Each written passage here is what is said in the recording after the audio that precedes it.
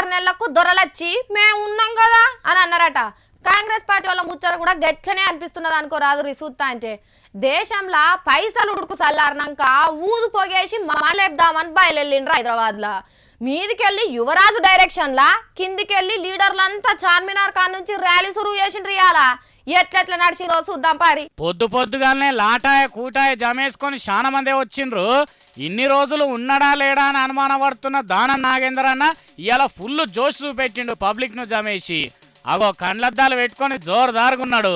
అన్న రాగానే చూడండి కాంగ్రెస్ వాళ్ళు ఎట్లా జిందాబాద్లు కొడుతున్నారో.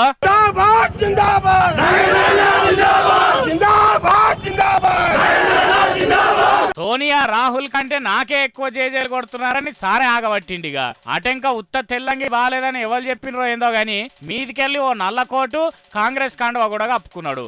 అంజన్ కుమార్ సారు వాళ్ళొగలు వీళ్ళొగలు కూడా వచ్చిండ్రుగా. ఇటు బ్యానర్లు చూడండి కేసీఆర్ సార్ చేయబట్టి మోడీ సార్ చేయబట్టి జనాలకు బాగా కష్టాలు వచ్చినాయట. లైన్లలో నిలబడ్డారట.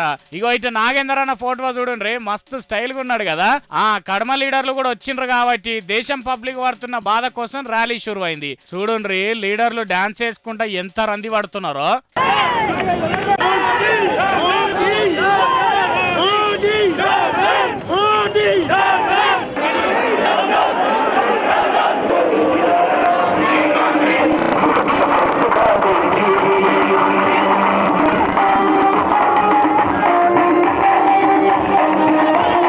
ఇక వరంగల్ రాజన్న అయితే అస్సలే ఆగుతలేడు కదా. నోట్ల రద్దు మీద బాగానే ఉద్యమం చేస్తున్నాడు నడుము ఊపుకుంటా. ఇట్లా డాన్సులు వేసుకుంటా కార్యకర్తలు వస్తుంటే లీడర్లంతా కప్పులేని జీబులెక్కి విజయయాత్రలు చేసినట్టు చేసిండ్రు. నడిమిట్లో రోడ్డు మీద కాసేపు కూకున్నారు. అటెంక అందరిని తీసుకొని గాంధీ భవన్ లకు చేరిండ్రు.